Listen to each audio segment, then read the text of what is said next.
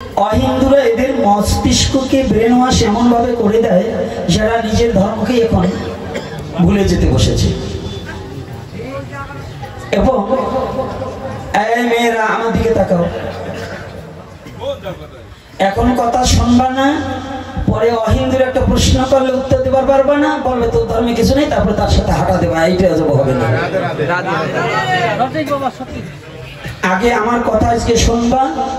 যদি সনাতন ধর্মে কোন বস্তু পাও নাই, তুমি কোন বস্তুর অভাব আছে সনাতন ধর্মে, পারলে দাঁড়িয়ে প্রশ্ন করবা। যদি না থাকে, আমি না পারি, আমার সনাতন ধর্মের দিকে আমি জোগাড় করে দেবো। পৃথিবীর সমস্ত ধর্ম মিলে যা আছে আমার সনাতনের তার চেয়ে শত শত গুণ বেশি আছে।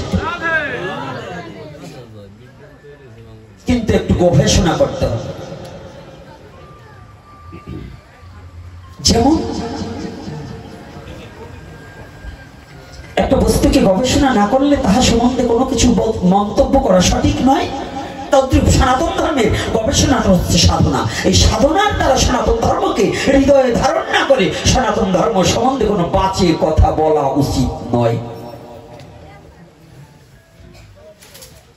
আর যারা গবেষণা না করিয়া সনাতন ধর্মের সাধনা না করিয়া এমনি ভাবে যারা সনাতনী হোক আর যে ধর্মেরই হোক, যারা সনাতন সম্বন্ধে বাজে মন্তব্য করে, জানতে হবে ও মানুষের মধ্যে গণ্য নয়, ও পশুর চেয়ে নিকৃষ্ট। অর্থাৎ মিথ্যা বলে কাউকে কোনোদিন ঠকানো উচিত নয়। সত্য বলে কাঁদানের চেয়ে, সত্য বলে হাসানের চেয়ে, মিথ্যা বলে হাসানের চেয়ে সত্য বলে কাঁদানো অনেক ভালো। তো সত্যটাকে তুলে ধরতে হলে নিম পাতা একটু তিতো, কিন্তু খেলে ঔষধ, অসুখ সারবে কিনা? কিন্তু নিম পাতা সবাই খেয়ে হজম করতে পারে না। তদ্রূপ সনাতন ধর্মের কঠোরতা বেশি, আদর্শ বেশি।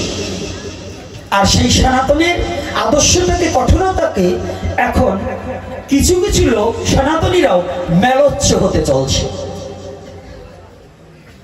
কি করে? বলছে এই কি সনাতন ধর্ম, এগুলো কোনো কথা নেই, এটা তো এইটাই ভালো, অমুকটা ভালো, তমুকটা ভালো, কে এরকম বলে না? বলে।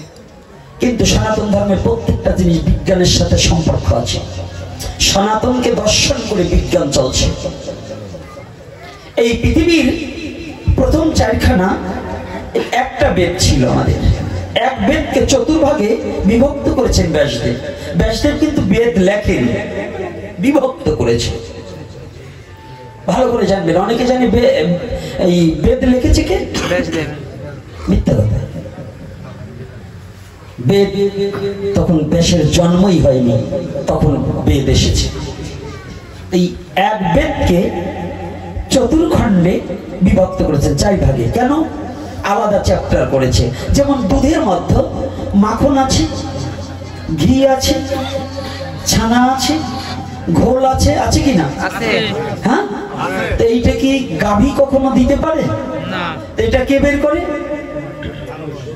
ঘোষ মহাশয় কর্ষণ করে বের করে। আমার কথাগুলো আজকে একটু অন্য আঙ্গিকে তারপরে যাব।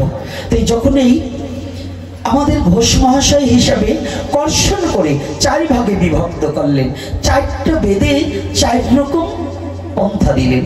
প্রথম ঋগ্বেদ, ঋগ্বেদে দিয়েছেন যজ্ঞ। সত্যতিতা দাপর অব্দি যজ্ঞের প্রচলন ছিল, দাপর যুগেও যজ্ঞ ছিল। এই কলির যুগের জন্য কিন্তু যজ্ঞ একবারে নিষ্ফল হয়ে গেছে।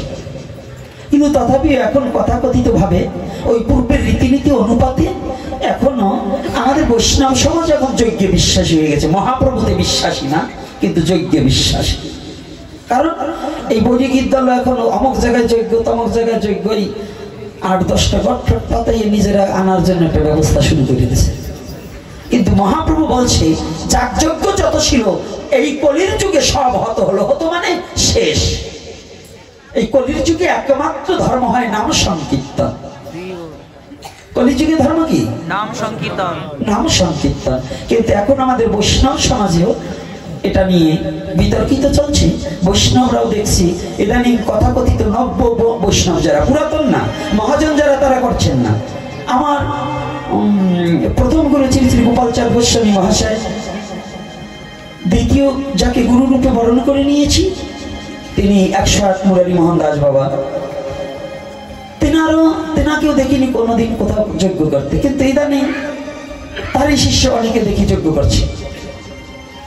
ওই অন্যান্য আমাদের বাবাজির সিদ্ধান্ত মোতাবেকও দেখছি অনেকে যজ্ঞ করছে। এগুলো হচ্ছে তাদের মন কল্পিত ভাবে যজ্ঞ করা, এটা কিন্তু শাস্ত্রীয় সিদ্ধান্ত আমাদের বৈষ্ণবীয় ধারার বাইরে। তাহলে যাগযজ্ঞ যত ছিল এই কলির যুগে সব হতে হলো। কলির যুগে ধর্ম হয় নাম সংকীর্তন, নাম সংকীর্তন। কিন্তু এই ঋগ্বেদে ছিলেন যজ্ঞ, যজুর্বেদে পূজা পার্বণ। পূজা পার্বণ যজুর্বেদের মন্ত্র ছাড়া পূজা হবে না। আর অথর্ববেদে চিকিৎসা, আর সামবেদে হচ্ছে ছন্দ, তাল, লয়, রাগ, রাগী, সম্মানে গান। এখন ওই সনাতন ধর্মের গান বাজনাটা হচ্ছে বৈধ। পৃথিবীর অন্য কোনো ধর্মে আছে কিনা সেটা আমার দেখার প্রয়োজন নেই, কিন্তু আমার সনাতন ধর্মে তাল, লয়, সুর, এই সনাতন থেকে সৃষ্টি হয়েছে। তাল, লয়, সুর, রাগ, রাগিনী, এটা সনাতন বেদ থেকে সৃষ্টি। আমাদের দেবতারা পর্যন্ত রাগের উপরে আলাপ করত। কি দেবলোকে অস্পরা কীর্তন করতো না, গান গাইতো না, নৃত্য করতো না? ড্যান্স নয়, নৃত্য। ভালো করে জেনে যান যে কথাটা আমাদের বৈধ, সনাতন ধর্মের জন্য কিন্তু বৈধ। সুর, তাল, রাগ, রাগিনী, একটা রাগের ৬টা করে স্ত্রী, তাই ৬টা রাগ, ৩৬টা রাগিনী।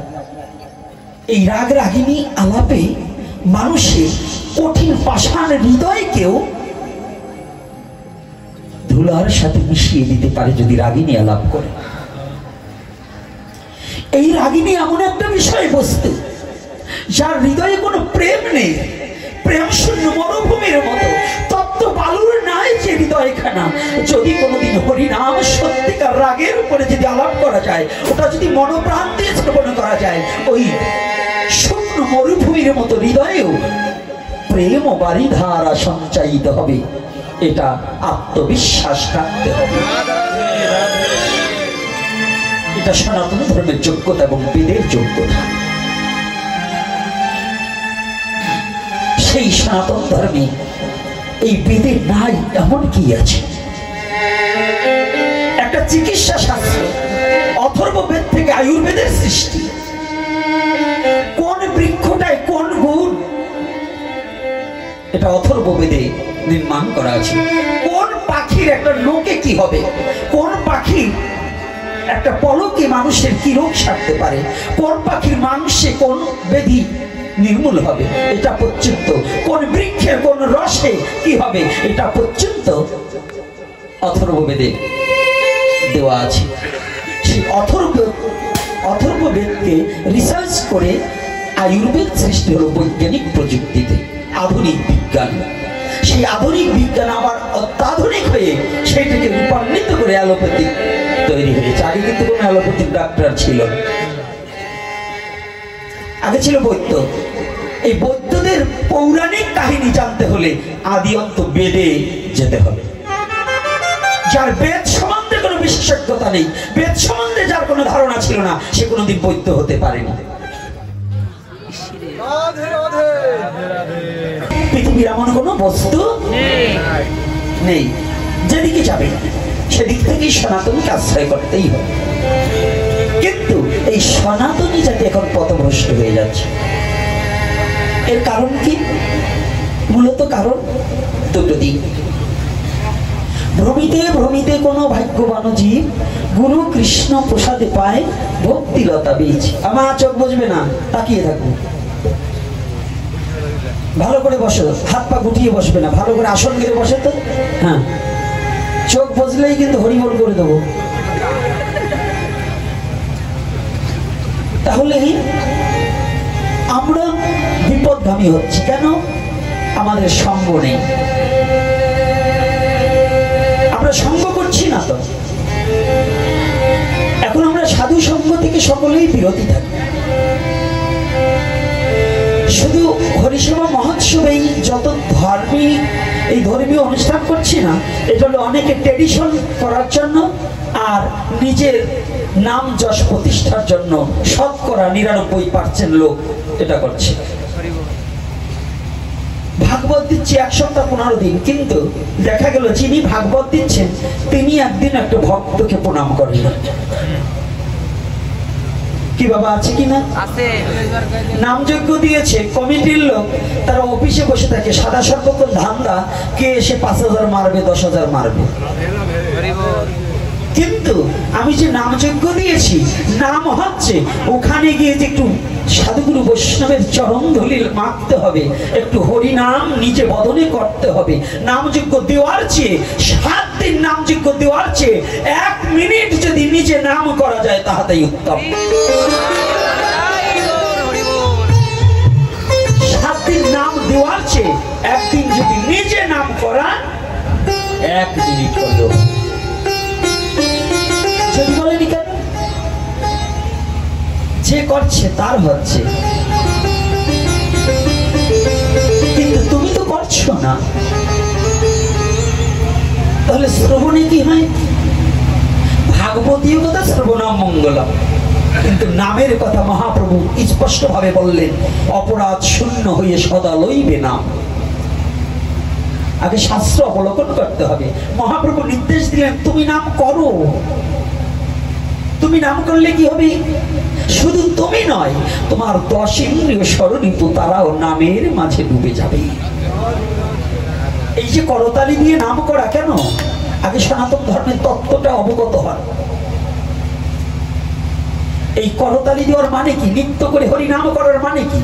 নিত্য করে হরিনাম করার মানে হচ্ছে, এটা মহাপ্রভু বললেন, জগৎজি তুমি তো সাধনায় মনকে এত স্বল্প আয়ুর মধ্যে মনকে নিবিষ্ট করিতে পারিবে না, তবে তোমার জন্য কি জানো, যাতে তোমার দেহ মন জীবন জৈবন 10 ইন্দ্রিয় স্বরূপ আদি সকলে হরিনামে মগ্ন হতে পারে, এজন্য সংকীর্তন নাম প্রচার করলেন বিশ্ব চরাচরে।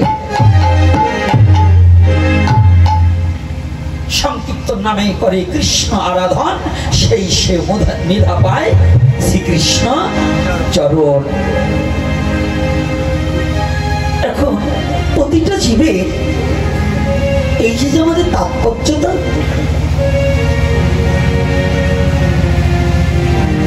নাম আমরা দিচ্ছি কিন্তু নাম করছি না। কি বাবা, আমার কথা কষ্ট হচ্ছে না তো? এখানে অনেক কমিটির বাবারা আছেন আমি জানি, কিন্তু কেউ কষ্ট পাবেন না আমার প্রতি। তবে নিজেদের যদি এরকম কেউ করে থাকেন তাহলে তার গায়ে লাগবে, আর যদি আপনি ভক্ত সঙ্গ করে থাকেন তাহলে তার লাগবে না। তাহলে উত্তম হচ্ছে ভক্ত সঙ্গ করা। 3 দিন যদি নাম দেই, সারাদিন আমি কালেকশন করবো। অন্তত যখন সন্ধ্যা আরতি হবে, কমিটি নয় শুধু, ওখানে যত ভক্ত থাকবে সকলে উদ্দণ্ড নৃত্য করে ওই নাম সংকীর্তন করিতে হইবে। উদ্দণ্ডে নৃত্য করে নাম সংকীর্তন করতে হবে। আর ওই নামের প্রেম হিল্ললে যদি কোনো ভাগ্যবানের সাধিতে সাধিতে যবে প্রেম অঙ্কুর হইবে, তবে তো কৃষ্ণ কৃপা অবশ্য লভিবে। যদি সাধু সঙ্গ করিতে করিতে ওইভাবে ওই সাধুর পরশে, সাধুর চরণে গড়াগড়ি দিতে দিতে যদি নিজের মধ্য হৃদয় মাঝে যদি একটু প্রেমের হৃদয় হয়ে যায়, প্রেম হলে ভক্তি আসবে, আর ভক্তি আসলে জীবের মুক্তির পথ খুঁজে পাবে। যতদিন পর্যন্ত ভক্তি না আসবে ততদিন পর্যন্ত যুক্তি দ্বারা, তর্ক দ্বারা, জ্ঞানের দ্বারা, অর্থের দ্বারা কোনোদিন জীবের মুক্তি সম্ভব নয়। এ দ্বারা কখনো মুক্তি হয় না। আমি 1 মাস ব্যাপী নামযজ্ঞ দিলাম, 1 মাস ব্যাপী ভাগবত দিলাম, তাতে মুক্তি হবে না যদি আমার প্রেম আর ভক্তি না দেয়। তাহলে মূল কি? মুক্তির মূল কি? প্রেম আর ভক্তি। যেমন মা যশোমতী কৃষ্ণকে বেঁধেছেন, কি দিয়ে বেঁধেছেন? মিথ্যা কথা। যে অনন্ত কোটি ব্রহ্মাণ্ডের মহাপরিচালক মহানায়ক যিনি, তাকে একটা পাটের রশি দিয়ে তাকে বেঁধে রাখার মতো যোগ্যতা কি যশোদার আছে? যশোদা জীবনেও পারতেন না। তো যশোদা ওই পাটের রশি দিয়ে বাঁধে। যশোদা দুটি, একটা রশি পাকাতে যেমন দুটো আলের প্রয়োজন, তা না হলে একটা রশি হয় না, ঠিক আমার ভগবানকে হৃদয়ের মাঝে বেঁধে রাখতে হলে প্রেম ভক্তি দুটি আল দিয়ে একটা রশি ছাড়া কখনো ভগবানকে বাঁধা যায় না। হরি বল, হরি বল। এই মা যশোমতী কেমন পুত্র জ্ঞানে সবাই জানে যে মা যশোমতীর পুত্র, কিন্তু মা যশোমতী পুত্র জ্ঞানে নয়। আপনারা জানেন কৃষ্ণকে প্রণাম পর্যন্ত করতেন, কৃষ্ণকে প্রণাম পর্যন্ত করেছে মা যশোমতী। কবে, কোনদিন? ছোট্ট একটু এখানে লীলা করে তারপরে অন্য জায়গায় যাচ্ছি। এখানে অল্প একটু কথা ছোট্ট পরিসরে বলবো, তারপরে যাব। একদিন মা যশোমতী চঞ্চল গোপালকে একটু ভাবনাটা একটু ভাববেন। গীতায় যে কৃষ্ণ সে অর্জুনকে বলছে তোমার চঞ্চল মনকে স্থির করো, সেই কৃষ্ণ বাল্য লীলায় মা যশোদার কাছে চঞ্চল। বুঝতে পারেন? অর্জুনকে বলছে তোমার মনটা বাতাসের চেয়ে দ্রুতগামী বেশি, তুমি যোগ্য অভ্যাস করো। আর সেই কৃষ্ণ মায়ের কাছে চঞ্চল। সবাই জানে গোকুল নগরে যশোদার পুত্রের মতো এত চঞ্চল পুত্র আর কেউ নেই, কারণই নেই।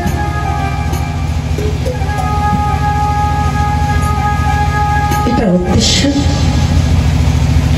ভগবান জানতেন, আমি যদি চঞ্চলতা না করি, চঞ্চলতা করেও এ বিশ্ব জগতে যশোমতী সত্যযুগের ধরা, ও যেভাবে আমাকে ধরেছে, ওর হাতে যেভাবে আমি ধরা পড়েছি, যদি এই চঞ্চলতা না করি, অন্য ভক্তরা আমার এই ভক্তের কাছ থেকে আমাকে সরিয়ে নিয়ে যেতে পারে। আমি ওর কাছে বাধা থাকবো এমন করে পৃথিবীর সব মা সন্তান যত বড় চঞ্চল হোক, যত বড় নোংরা হোক, যত বড় সন্তানের গায়ে যদি ঘাও লেগে থাকে, সবাই ত্যাগ করে দিতে পারে, সবাই ফেলে দিতে পারে, কিন্তু মা কোনোদিন সন্তানকে ফেলে দিতে পারে না। তদ্রূপ মাতৃরূপে যখন যশোদাকে আশ্রয় করে বিশ্ব জগতে আমি প্রতিপালিত হচ্ছি, তবে মায়ের কাছে আমার থাকতেই হবে, কিন্তু অন্যের কাছে আমি যাব না। তবে যাব না তা নয়, এটা ভগবানের একটা গুপ্ত লীলা। যদি মায়ের মতো ভালোবেসে কেউ আমাকে ডাকতে পারে, যদি কেউ হৃদয় দুয়ার খুলে দিয়ে একবার কোনো ভক্ত আমাকে ভালোবেসে যদি আমাকে সমর্পণ করে আত্মচিত্তমন, আমি সেই ভক্তকে দিব দর্শন। কিন্তু আমাকে ভালোবেসে হৃদয় দুয়ার, মন্দিরের দুয়ার নয়। মন্দিরে বসে ঘন্টা বাজালাম, দরজা খুলে ভোর 4টার সময় উঠে স্নান করে দরজা খুলে দিলাম, কিন্তু হৃদয় দুয়ারটা খুললেম না, সেই মন্দিরে কোনোদিন ভগবান আসে না। ভগবানকে পেতে হলে ভোর 4টায় আমাদের জাগতে হয়। অর্থাৎ তোমার চতুর্বর্গের ফলাফলকে পরিত্যাগ করে দাও। 4টা মানে তোমার চতুর্বর্গের ফলাফল। যারা শুদ্ধ কৃষ্ণ ভক্ত, ধর্ম অর্থ মোক্ষ কাম, এই চতুর্বর্গের ফলাফল তারা চাই না কখনো। তারা একমাত্র গোবিন্দ চরণে ভিন্ন আর বিশ্ব জগতে কিছু চাই না। কৃষ্ণ চরণে বিনে তাদের আর কিছু চাওয়া পাওয়ার বাসনা থাকে না। যশোমতী চঞ্চল গোপালকে কার কাছে রেখে যাবে? কে আমার গোপালকে দেখে রাখবে? সবাই জানে চঞ্চল, তো সবাই বলছে দিদি তুই যমুনাতে স্নান করতে যাবি, তোর গোপালকে সাথে নিয়ে যা। যেদিন গোপাল হামাগুড়ি হয়েছিল। গোপালকে মা যখন জিজ্ঞাসা করেছিল, রাক্ষস ছেলে তুই কত খাবি? তোর বাবার নবলক্ষ ধেনু ক্ষীর সর নবনী এত খাওয়াচ্ছি, তাতে তোর পেট ভরছে না, তুই মৃত্তিকা খাচ্ছিস, তোর হায়ের মধ্যে কি আছে রে? সেদিন ভগবান গোপাল মাকে বিশ্ব ব্রহ্মাণ্ড দেখিয়েছিলেন হা করে, হা করে বিশ্ব ব্রহ্মাণ্ড মা দেখেছিলেন। গোপালের মুখ গহ্বরে অনন্ত কোটি ব্রহ্মাণ্ড বিরাজমান করছে। হতভম্ব হয়ে গেছে, একই একই একই আমার গোপাল, আমার পুত্র না অন্য কে? সাথে সাথে গোপাল মনে মনে চিন্তা করলেন, মাকে যদি আমি মায়ার দ্বারা আবৃত না করি তাহলে তো মা আমাকে পুত্র হিসাবে ভালোবাসবে না। কিন্তু ঠিক আবার মায়ার দ্বারা আচ্ছন্ন করে লাগলেন, কিন্তু কিছুটা মা সচেতন হয়ে থাকলেন। আজকে কি করেছি? যমুনা পুলিনে স্নান করবার নিমিত্তে মা যশোমতী গোপালকে নিয়ে গিয়েছে।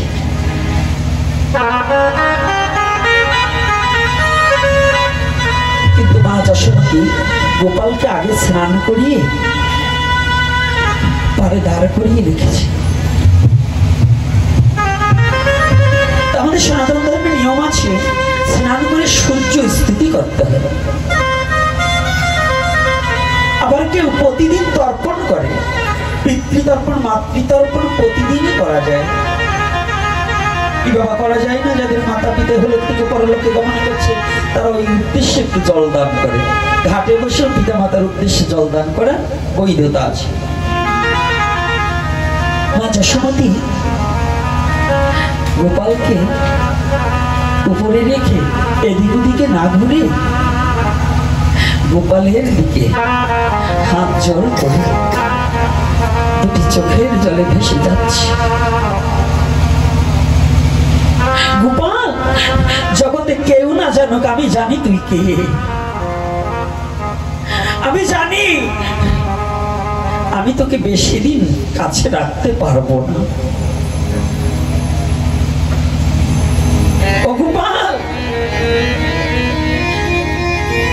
সন্তানের যদি কিছু হয়, যত দূরে থাকুক না কেন, সন্তানের যদি কোনো শরীর খারাপ হোক আর যাহা কিছু হোক, পৃথিবীর সবাই জানার আগে আগে মায়ের অন্তরে সাড়া দিয়ে দেয়। মা বলে দিতে পারে নিশ্চয়ই আমার কোনো বিপদ আছে, আমার সন্তানের কিছু না কিছু একটা হয়েছে। দেখবেন মা চঞ্চল হয়ে যায়, মা ঘরে থাকতে পারে না।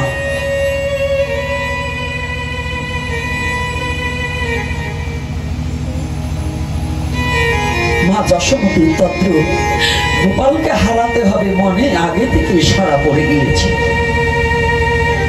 কারণ মা যশোমতী ভাবছে গোপাল তো আমার নয়।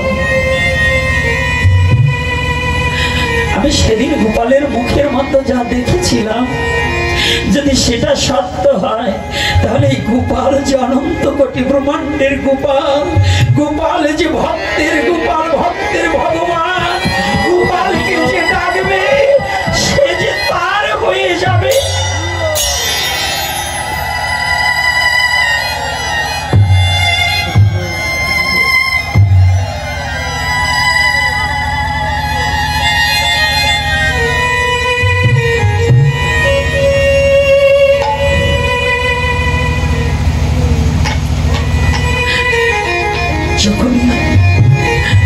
গোপালকে সম্মুখে রেখে দুটি চোখের জলে ভাসছে আর বলছে, গোপাল আমি জানি তুই আমাকে আজ না হয় কাল ছেড়ে যাবি, আজ না হয় কাল ছেড়ে যাবি, কিন্তু বল এই বিশ্ব জগতে তুই ছাড়া যে আমার আর জগতে কেউ নেই।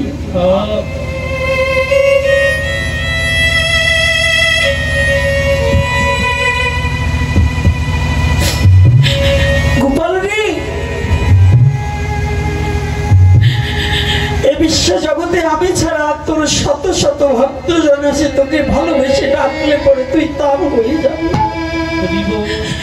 এ বিশ্ব জগতে আমি ছাড়া তোর কতজন আপনজন আছে, কিন্তু তুই ছাড়া যে বিশ্ব জগতে আমার আর কেউ নেই।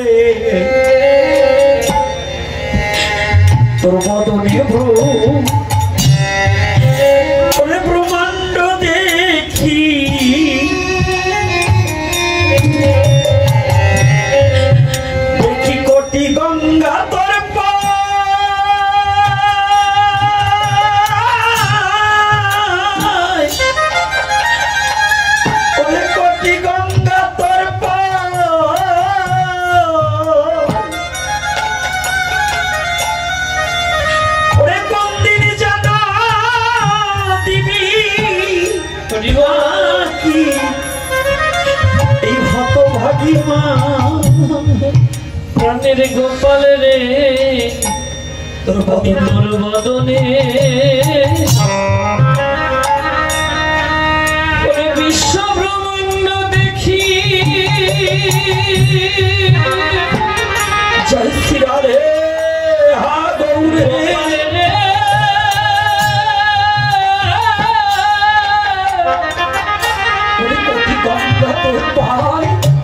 দেখি কোটি গঙ্গা তোর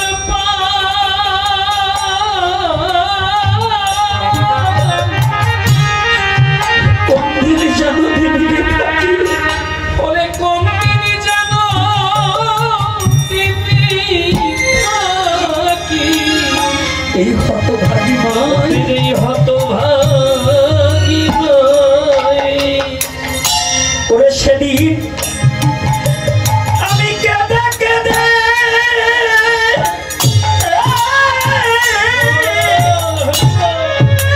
হবই অন্ধ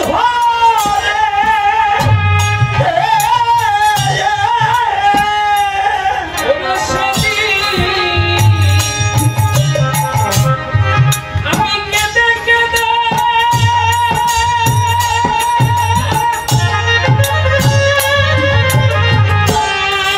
ওরে হবই অন্ধরে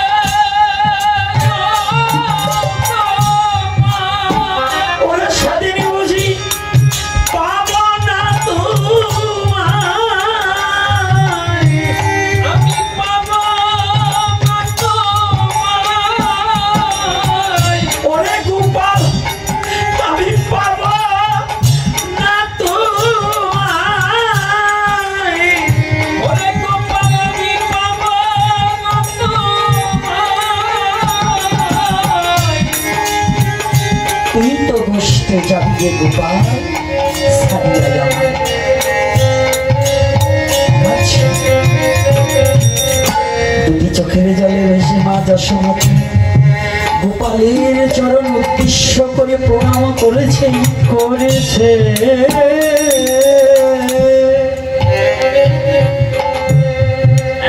এক গোকুল নগরের নাগরী এসে বলছে যশোদী যশোরে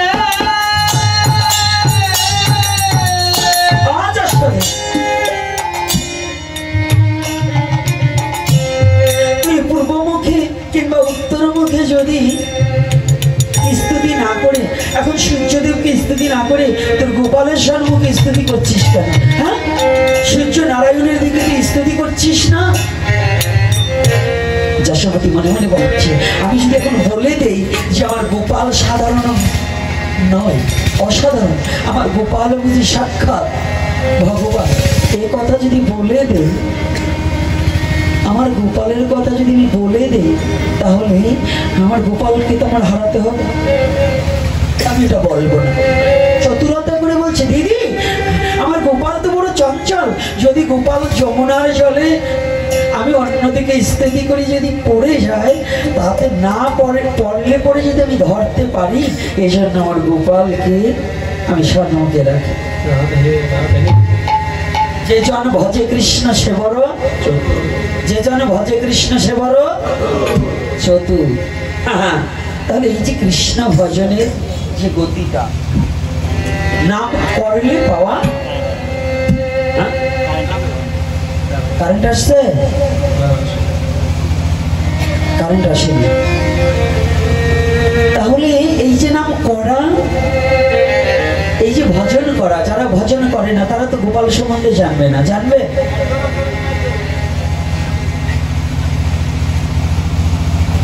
কারেন্ট আসছে না? জয় নিতাই ভাগ্যবান। আজকে দেখুন, ভ্রমিতে ভ্রমিতে কোনো ভাগ্যবান আছে, সে কথাটা বলছি। তাহলে যশোমতীকে একজন আমি গোপালকে পেয়েছে না, তাহলে কি দিয়ে পেয়েছি? প্রেম যোগ ভক্তি, পুত্র রূপেও তাকে প্রণাম করছে। এই যে ভক্তি আর ভিতরে ভালোবাসা, ভগবানকে প্রেম নিবেদন করার যে মানে বেকুলতা আকুলতা, এটা কিন্তু আমাদের কয়জনের আছে? হ্যাঁ বলুন, একেবারে সত্য কথা বলবেন। ভাগবতে আসবেন, অনেক লোক আসছে, এই চল, না যাবো না, চল একটু যাই, তাকে ধাক্কিয়ে আনতে হয়েছে। আর একজন আছে, সে শ্রবণ করেছে অমুক জায়গায় ভাগবত, দেখবেন সে বেলা থাকতে কত দূর হেঁটে চলে এসেছে। সে বাড়ি থেকে বলছে তোমার শরীর খারাপ, তোমার যেতে হবে না, এত দূর হেঁটে যাবে, না আমি যাবই, আমার ভালো লাগছে না, ঘরে আমি বসে থাকতে পারবো না। দেখুন দুটো আকুলতা বেকুলতা কেমন জানেন, একজন উদাসীন হয়ে যায় ভগবানকে ভালোবেসে।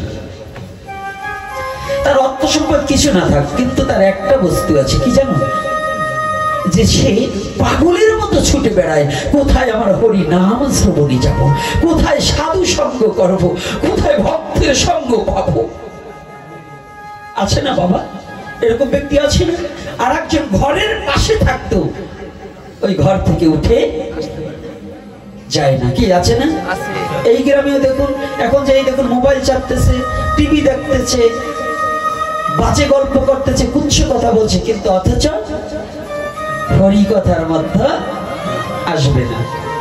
অর্থাৎ ওর এই পিপাসা হয়নি।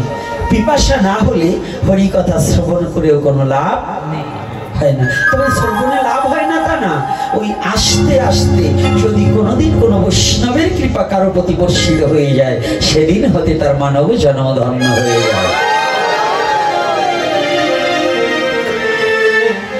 আর যারা ভাবছেন না যে আমি তো হরিনাম দিচ্ছি, আমার সব হয়ে যাচ্ছে, আমি তো ভাগবত দিচ্ছি, আমার সব হয়ে যাচ্ছে, আমি তো বৈষ্ণবদের খাইয়ে দিয়েছি, ওরে বাবা আমার বাড়ি যা খাইয়েছি, 3 প্রকারের ডাল, হ্যাঁ, ছানার রসা, ধোকা, বড়ার রসা, খাঁটি দুধের পায়েস, দই, মিষ্টি, হ্যাঁ, ইত্যাদি ভোজন দিয়েছি, আমি যা খাইয়েছি বৈষ্ণবের বাবার পোষ্য জীবনে খেয়ে যাচ্ছে। এরকম ব্যক্তি আছে না? আমার কাছে একদিন একজন গল্প দিচ্ছে, বাজারে সবচেয়ে ভালোটা আমি নিয়ে আসি। তাই মনে মনে বলছি আজকে রান্না আর হবে না। সত্যি সত্যি বাবা, সেই দিনকে যে রান্না করছি, আমি রান্না করছি, ও মনে হয় ভগবান তো দূরে কথা, ভগবানের বাড়ির কুকুরটাও খাই না। কথাটা বুঝতে পারছেন? দেখবেন রান্নায় বলে দেওয়া যাবে যে ওই বাড়ির কর্তার মন কেমন, রান্নায় ধরা যাবে ওই বাড়ির কর্তার মন কেমন। যদি মনে বিন্দু মাত্র অহংকার রেখে বৈষ্ণব সেবা দেয়, সেই বৈষ্ণব সেবার প্রসাদ কখনো ভক্তের মুখে ভালো লাগবে না। তেল ছাড়া, ঝাল ছাড়া, লবণ ছাড়া হলেও সেখানে যদি উদারতা থাকে, প্রেম থাকে, যদি ভালোবাসা থাকবে, দেখবেন ভগবান ভক্তের জিহ্বায় এমন স্বাদ সৃষ্টি করে দেবে, শুধু আলু সিদ্ধ অন্ন তাও অমৃতের মতো আস্বাদন করে পেট পরিপূর্ণ হয়ে যাবে। কারণ কি জানেন, বিদুরের বাড়ির খুদ অন্ন আর যুধিষ্ঠিরের বাড়ির রাজঅন্ন, তাও কিন্তু এক। শ্রীকৃষ্ণ যুধিষ্ঠির না, হ্যাঁ, দুর্যোধনের বাড়ি, দুর্যোধনের বাড়ি রাজপ্রাসাদের রাজঅন্ন, আর বিদুরের বাড়ি কি কায়দা আছে না? এই জন্য টাকা থাকলেই বৈষ্ণব সেবা দেওয়া, আর টাকা থাকলেই ভক্ত চেনা, অহংকার থাকলে হয় না। তো এই যে অহংকারীর অহংকার চূর্ণ করার জন্য এবং ভক্তের কৃপা ছাড়া জীব জগৎ কখনো ভগবানের কৃপা আগে ঘটে না। আগে কার কৃপা? আগে কার কৃপা? আচ্ছা, গাড়ি আগে না রাস্তা আগে?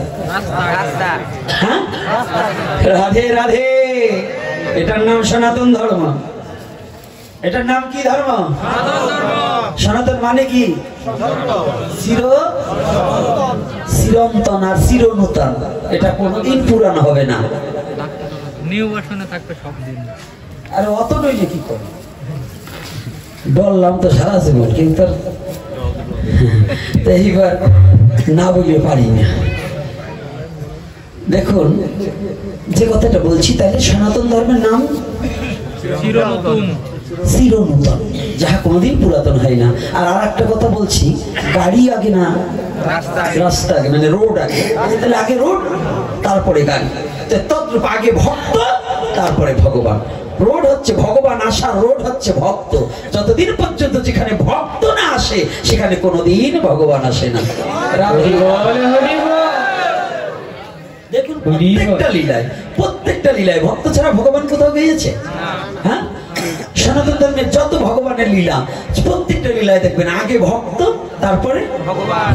যেমন প্রহ্লাদ ছিল বিধায় হিরণ্যকশ্যপুর পুত্র ছিল বিধায় ভগবান নৃসিংহদেব আবির্ভূত হয়েছে। রাধে রাধে। হ্যাঁ, এই যে জিনিসটা এটা বোঝার মতো যোগ্যতা থাকতে হবে না? যোগ্যতা থাকতে হবে কিনা? এখন অর্জুনের মতো যদি মনে করেন আমি বড় যুদ্ধ, কাজ হবে? ভগবান একটু ছল করে রক্ষা করে। অর্জুন কুরুক্ষেত্রের যুদ্ধের আগে, যুদ্ধ তখন শুরু হয়, যুদ্ধ লেগে মানে যুদ্ধ করবে এর একটা আগে, কিন্তু যুদ্ধ করতে হলে দুই পক্ষের মধ্যে কথোপকথন দিন দিয়ে যুদ্ধ হতো। আর এখন তো চূড়াই যুদ্ধ, কারে কে অন্ধকারে মারতে পারে। আর তখন হচ্ছে বীরদের যুদ্ধ হতো, কে কত বীরত্ব প্রকাশ করতে পারে, নাকি? হ্যাঁ, আর এখন কি আপনি ঘাটে পথে যেখানে যাকে পায় হত্যা করা হয়। আর তৎকালীন সময় কিন্তু এটা ছিল না। তাই যখন যুদ্ধের প্রস্তুতি চলছে, হঠাৎ করে ভগবান কৃষ্ণ দেখলেন অর্জুন আমার বন্ধু বটে, আমার সখা বটে, আমার ভাই বটে, কিন্তু ভগ্নিপতিও বটে। তবে 3-4টা সম্পর্ক থাকলে কি হবে? কিন্তু অর্জুনের সব আছে, একটা জিনিস নাই। বলুন, নররূপে, যেখানে গীতায় বলছে ভগবান নররূপে আমি অর্জুন, বলছে কিনা?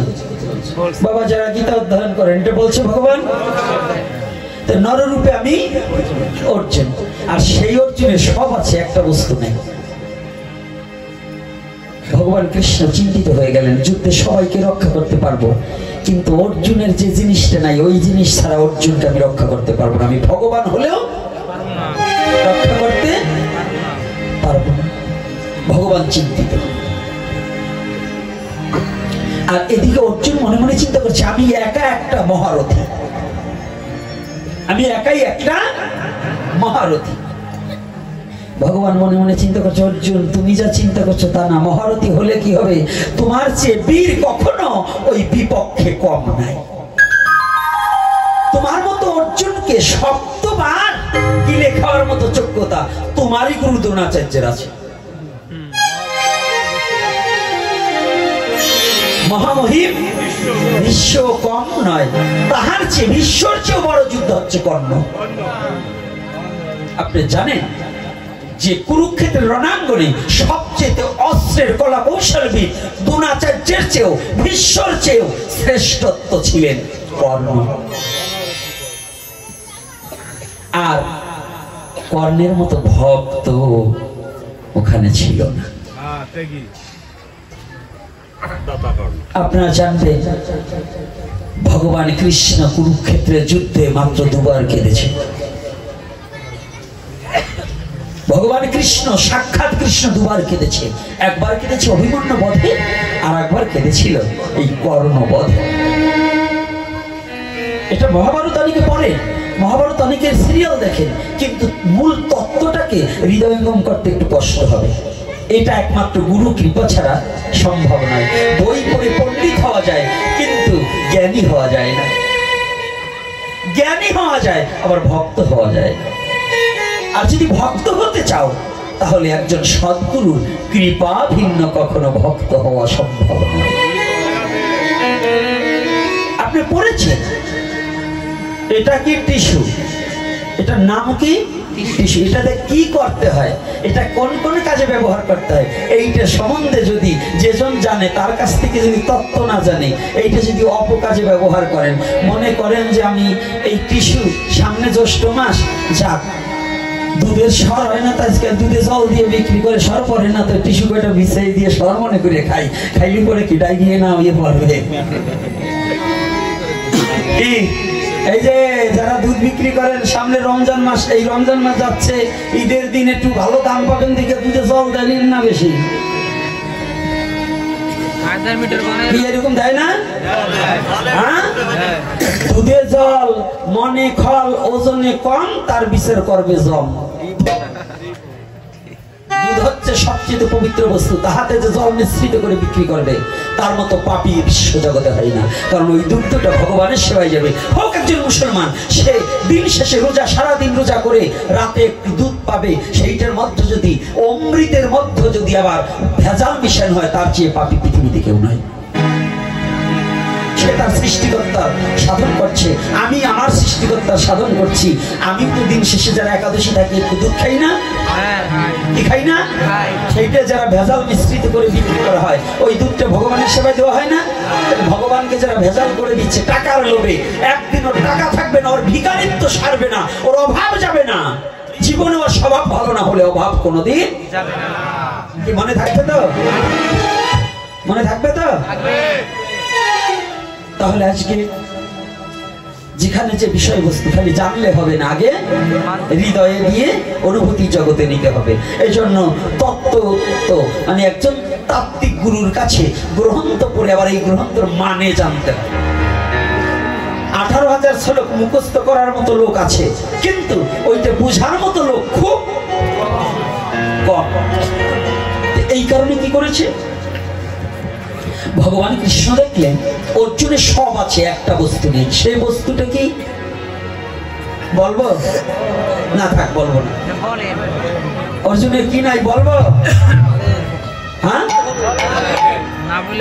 না, আমরা পাওয়ার নাই, ওনাকে কোনো কথা বলে না। এমনি একেবারে ক্ষুদে লাগছে। একাদশী যারা যারা আছে, আমাকেও একাদশী আবার আগামী দিনও আছে, বুঝতে পেরেছে?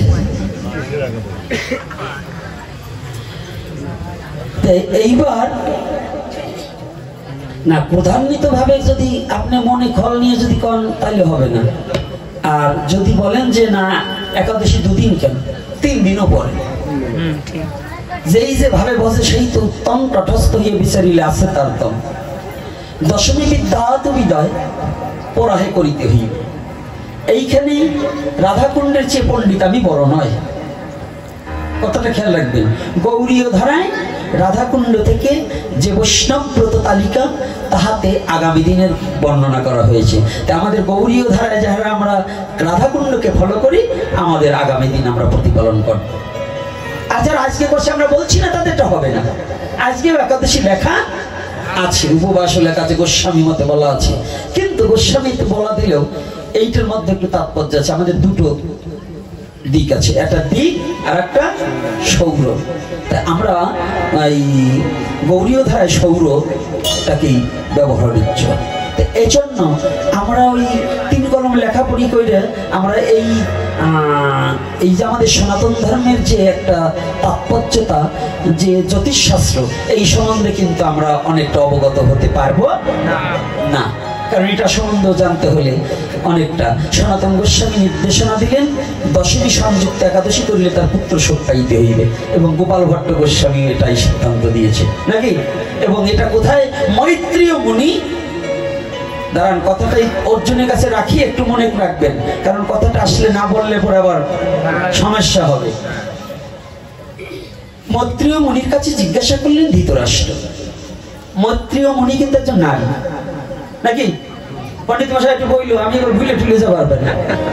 আজকে পণ্ডিত 3 ডাইছে জমকলের আসনি। হ্যাঁ, এই যে একটাই 3টা জমকলের আসনি 3 পাশে বসে এনেছে। আজকে আমার কপালে কি আছে তা জানি না, বোঝেন না? মালা দেওয়ার আগে পণ্ডিতকে গলা দিয়ে নিতে হবে, এই জন্য বলছি। আজকে কি আছে তা বলতে পারবো না, ঈশ্বরই জানে। যাক, গৌরী জানো তো, ভালো করে জানবেন। এই মৈত্রীয় মুনির কাছে ধৃতরাষ্ট্র জিজ্ঞাসা করলেন, যেমন গান্ধারী জিজ্ঞাসা করেছিলেন কৃষ্ণের কাছে যে আমার শতপুত্র মরল কেন। ধৃতরাষ্ট্র জিজ্ঞাসা করছে, হে মুনিবর, আমার পুত্রদ্বয়ের মৃত্যু হলো কেন? গান্ধারীর পাপে গান্ধারীর পুত্র মরবে, ওই পুত্রের ভাগ তো আমারও আছে। কি কোন মা কি একটা সন্তান জন্ম দিতে পারে? বাবা পারে? তাহলে কি মা আর বাবা লাগে না? মিথ্যা কথা, আপনাদের ভুল আছে। মা আর বাবাও পারে না, 3 জন ছাড়া একটা সন্তান জন্ম দিতে পারে না। কয়জন লাগে? 3 জন।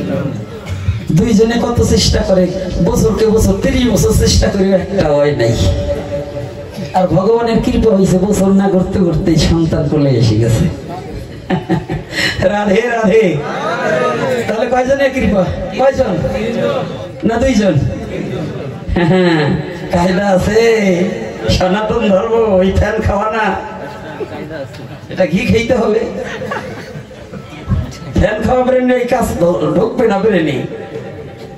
এটা সনাতন ধর্ম। এই তত্ত্ব অবলোকন করতে হলে সাধনা করতে হবে যে কথাটা কি, দুজনের দ্বারা কোনো সন্তান পৃথিবীতে আনা সম্ভব নয়।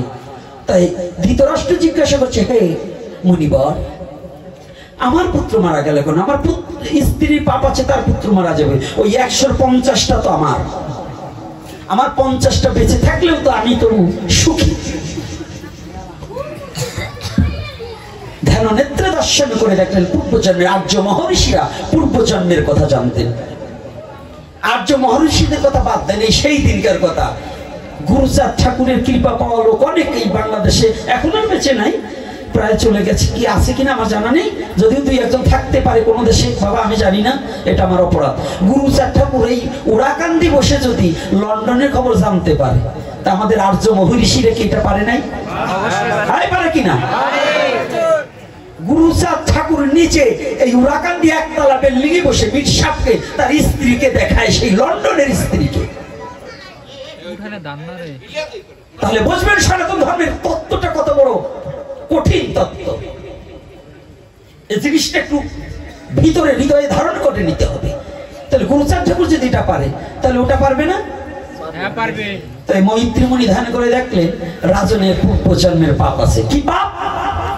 এই যে কর্তারা ভাববেন তো শুধু একাদশী বলে এই কলির যুগে না, সত্য যুগ হইতে প্রবাহমান একাদশী নাকি কর্তারা? তাহলে এইবার কি করেছে? রাজন বললেন, মহারাজ, বিষ্ণু মুনিবর বললেন, মহারাজ আপনি আগের জন্মে দশমী বিদ্যান্ত একাদশী করিয়াছেন, দশমী সংযুক্ত একাদশী করিলে এ জন্মে না হয় পরবর্তী জন্মে হলেও পুত্র শোক পাইতে হইবে। কথাটা কি বুঝতে পারছি? কথাটা কি বুঝতে পারছি? তাহলে কি করলেন? দশমী বিদ্যাত এবং দশমী সংযুক্ত একাদশীকে আমাদের সনাতন গোস্বামী এবং গোপাল ভট্ট গোস্বামী একেবারে নিষিদ্ধ ঘোষণা করলেন। তো এইটা কারা? আর একটা গ্রুপ আছে যারা মহাপ্রভুকে মানে না, এখনো মহাপ্রভুকে ভগবান বলে মানে না, শক্তি উপাস্য, শক্তি মন্ত্রে দীক্ষিত, কৃষ্ণ মন্ত্রে দীক্ষাই নেয় না, স্মার্ত মত যারা, তারা সেই পূর্বেরটা ধরে আছে, ওই দশমী বিদ্যাটাই করবে, কিন্তু দ্বাদশী সংযুক্ত একাদশী করে না। কিন্তু আমাদের আর্য মহর্ষিগণ নয়, আমাদের মহাজনগণ সর্বস্বামী হইতে শুরু করে আমাদের গৌরীয় ধারার যারা, তাহারা বললেন দশমী সংযুক্ত একাদশী বর্জন।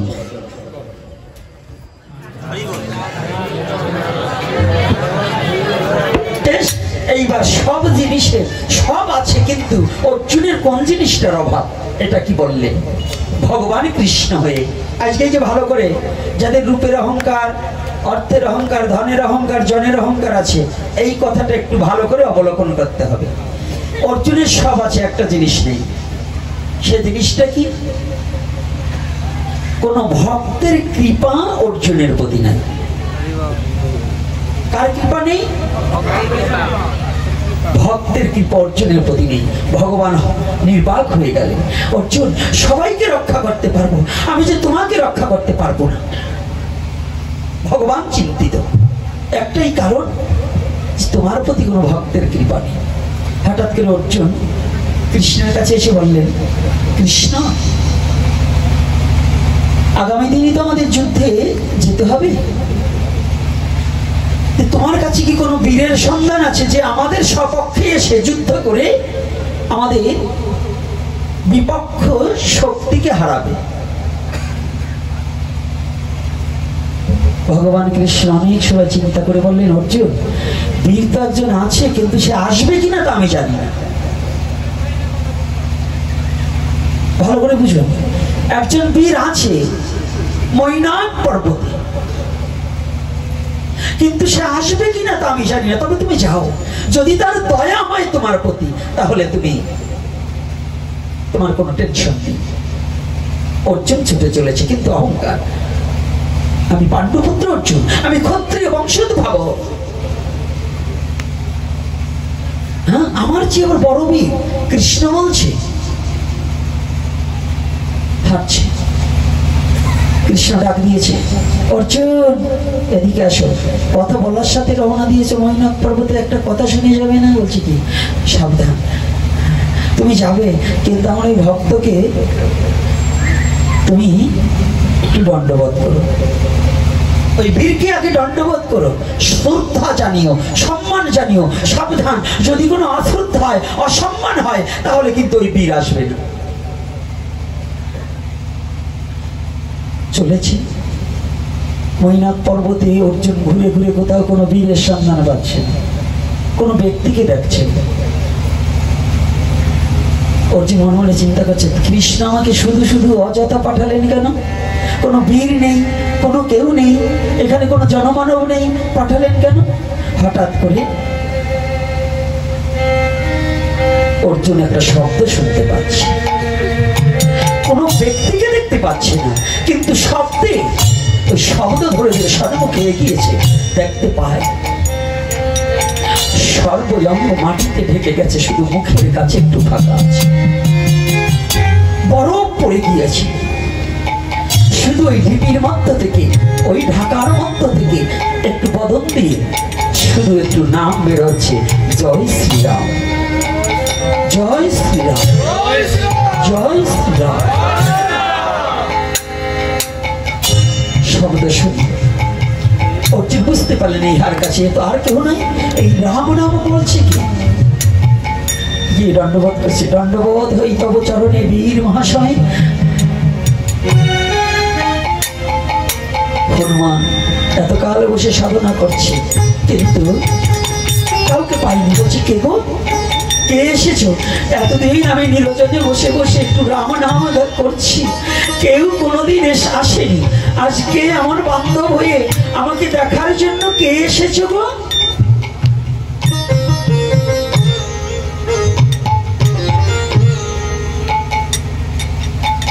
হনুমান হাতটা যখনই উঁচু করেছে, বরফ একটু সরে গেছে। অর্জুন দেখতে পায় হনুমান। অর্জুন মনে মনে চিন্তা করে, কৃষ্ণ পাঠালে এমন একটা ব্যক্তির কাছে, সে নাকি যোদ্ধা, এটা তো হনুমান। হনুমান চোখটা মেলে বলছে, তুমি কে গো ভাই? তুমি কেন এসেছো?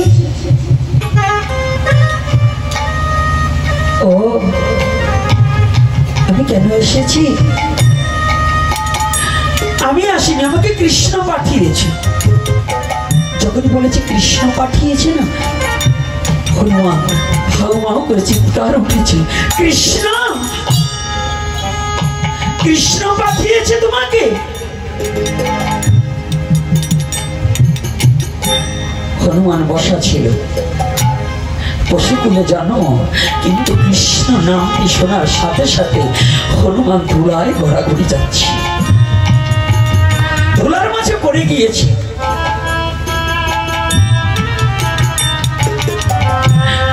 অর্জুন নামও জানি না, বলছে আমার নাম অর্জুন। ও তুমি অর্জুন? কে, কোন অর্জুন? আমি কৃষ্ণ শাখা অর্জুন। ও কৃষ্ণ শাখা অর্জুন, তুমি কৃষ্ণের শাখা? হনুমান গড়াগড়ি যাচ্ছি।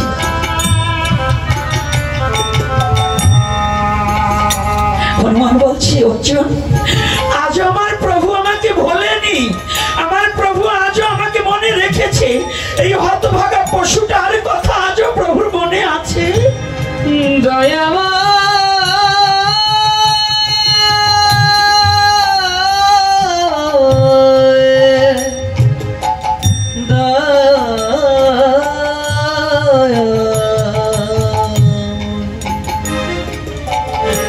আজ আমাকে ভুলে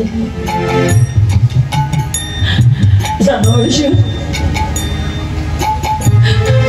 আমি এতদিন ভেবেছিলাম এই হতভাগা দাসের কথা প্রভুর বুঝি আর মনে নেই।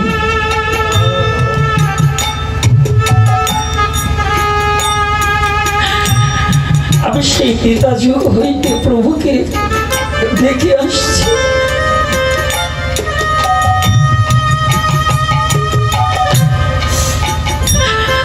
আমি এতদিন শুধু ভেবেছিলাম প্রভু বোধহয় আমাকে ভুলে গিয়েছে, আর ভুলে যাবেই তো। আমি তো প্রাণ ভরে হৃদয় খুলে প্রভুকে কোনোদিন ডাকতে পারিনি।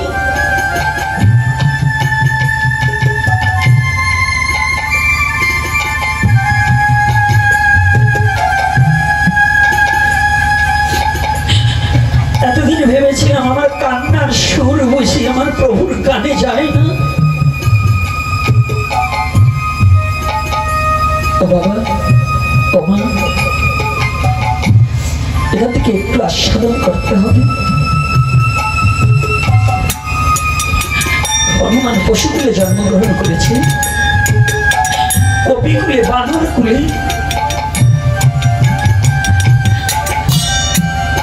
সেই হনুমান প্রভুকে পিতাযুগ হইতে ডাকছে। হনুমান বলছে, আমি ভেবেছিলাম প্রভু আমাকে ভুলে গেছে, আজও প্রভুর আমার কথা মনে আছে।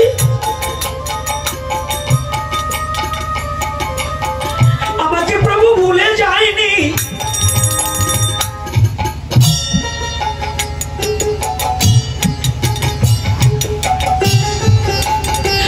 অর্জুন, আমার দয়াময় কেমন আছে? নিজের কথা বলছে না, আমার দয়াময় কেমন আছে?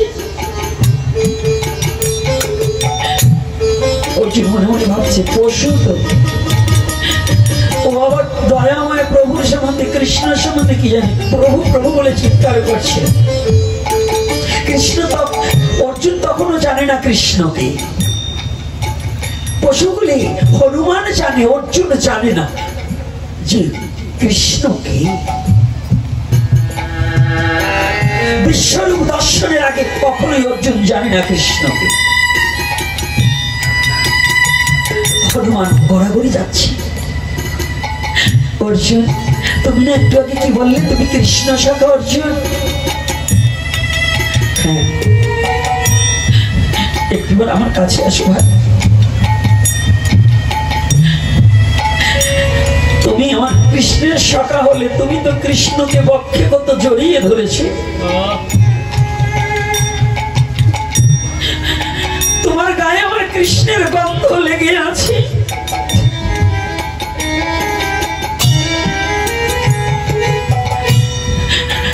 তুমি কত কৃষ্ণের সঙ্গ করেছ। আজ আমি অনেক দিন হয় প্রভুর চরণ ছাড়া, প্রভুর চরণ থেকে বিচ্ছিন্ন হয়ে আছি। প্রভু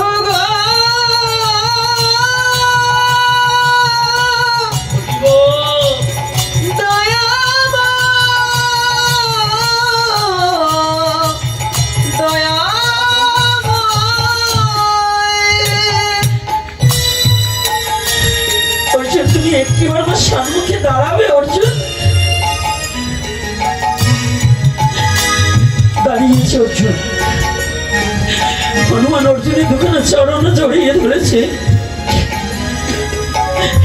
তুমি না কৃষ্ণ শাখা? অর্জুন, তোমার অঙ্গে তো কৃষ্ণ গন্ধ লেগে আছে।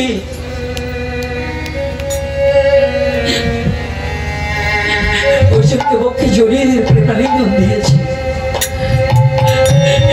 অর্জুনের হনুমানের নাসিকা দ্বারা অর্জুনের গায়ের গন্ধ শুকে নিচ্ছে। কোন জায়গায় আমার কৃষ্ণ ধরেছে তোমাকে জানেন তো?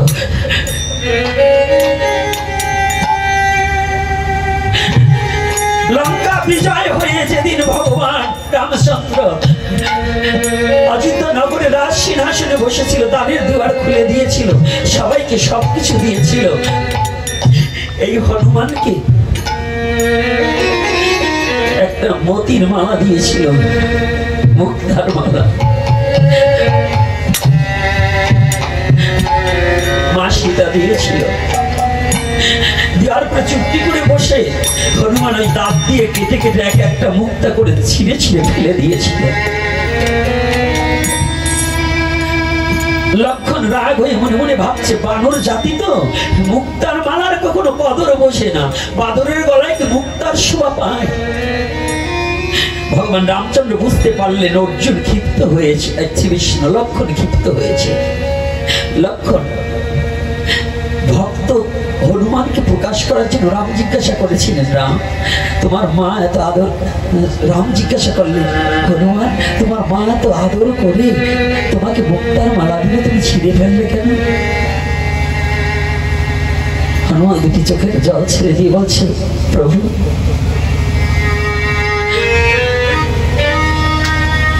আমার জীবনে যেদিন হতে আপনার চরণে পেয়েছি সেদিন হতে আমি রাম নাম ছাড়া আর কিছু জানি না।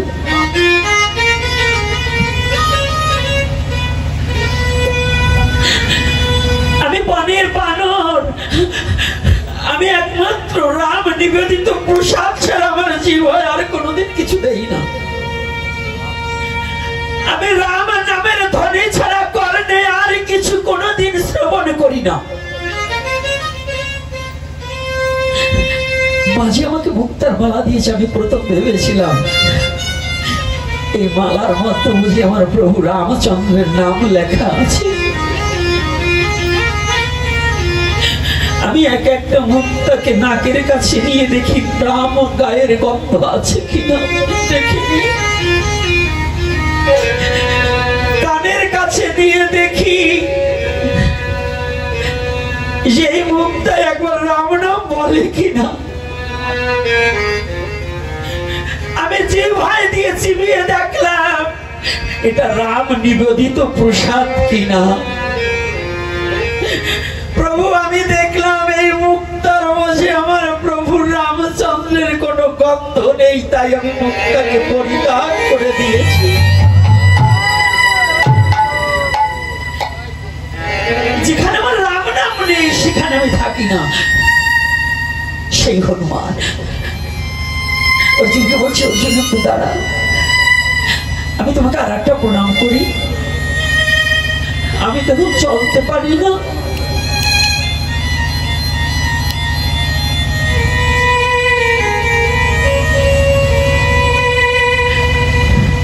আমি এখন চলতে পারি না।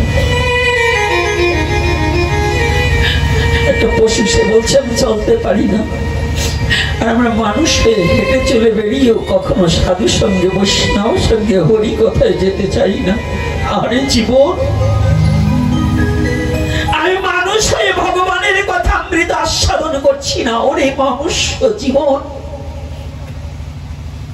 হনুমান বলছি, অর্জুন আগে যে প্রণামটা দিয়েছিলাম তুমি আমার কৃষ্ণের ভক্ত বিধায় সখা বিধায় তোমাকে প্রণাম করছি।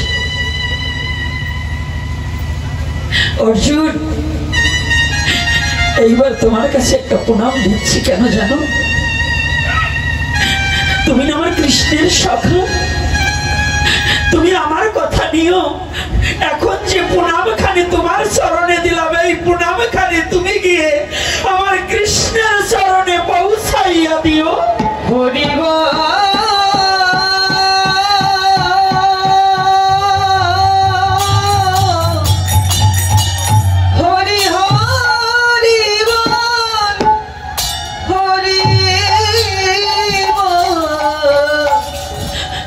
এতদিন ভেবেছিলাম প্রভু আমাকে ভুলে গেছে, কারণ কি জানো অর্জুন, আমি কোনোদিন তাকে একটু ভালোবেসে ডাকতে পারিনি। ওরে তারে আমি ডাকার মতো ডাকি নাই, একদিন ডাকার মতো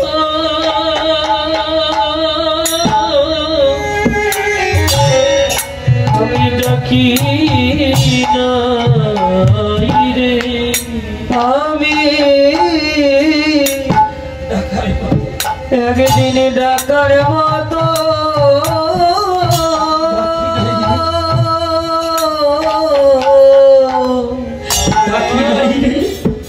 ডাকি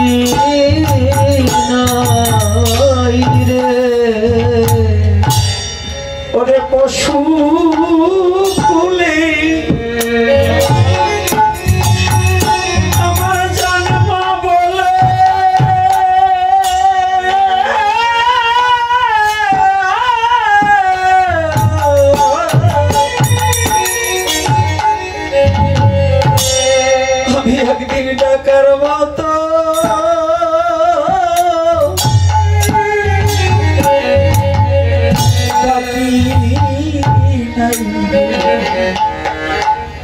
আমার পশু জয় নিতাই গৌর হরিব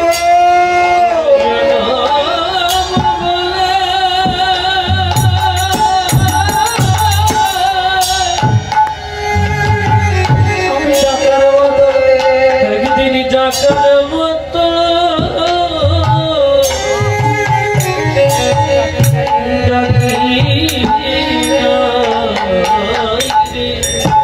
আমার পশু কুলে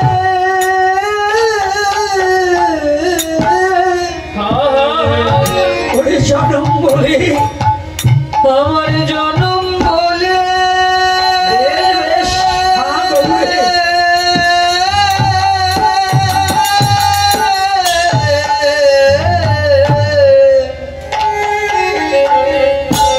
আমি তারে ডাকার মতো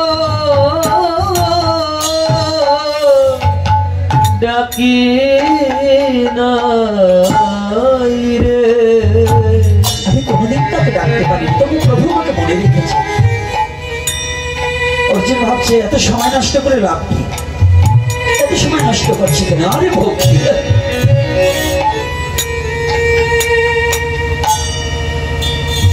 অর্জুন আমি এসেছি, কৃষ্ণ পাঠিয়েছে, আপনারা কি বড় বীর? কুরুক্ষেত্রের যুদ্ধ আগত, আপনি আমাদের সপক্ষে হয়ে বিপক্ষের জন্য যুদ্ধ করে।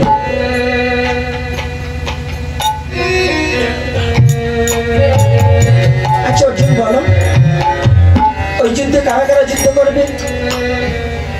হনুমান বলছে কারা কারা যুদ্ধ করবে? বলছে আমার গুরু দ্রোণাচার্য আমার বিপক্ষে, বিশ্ব মহামহিষের বিপক্ষে, অন্যান্য মহারথী অমক অমক বিপক্ষে। ও তাই না, যে যুদ্ধে সমকক্ষ বীর না থাকে সেই যুদ্ধে যে কোনো আনন্দ হয় না যুদ্ধ করে। আমি আমার সমকক্ষ ওই বীর একজনও কুরুক্ষেত্রের যুদ্ধে নেই। শুনছেন? এই বললে রাগ না যেতে পারে।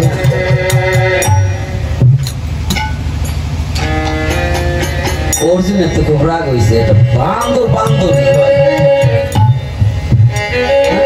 পশু ভুলে জানবো। আমি অর্জুন, আমার সম্বন্ধে তোর জ্ঞান নাই, আর আমার গুরু দ্রোণাচার্য আমার পিতামহ ভীষ্ম, কর্ণ,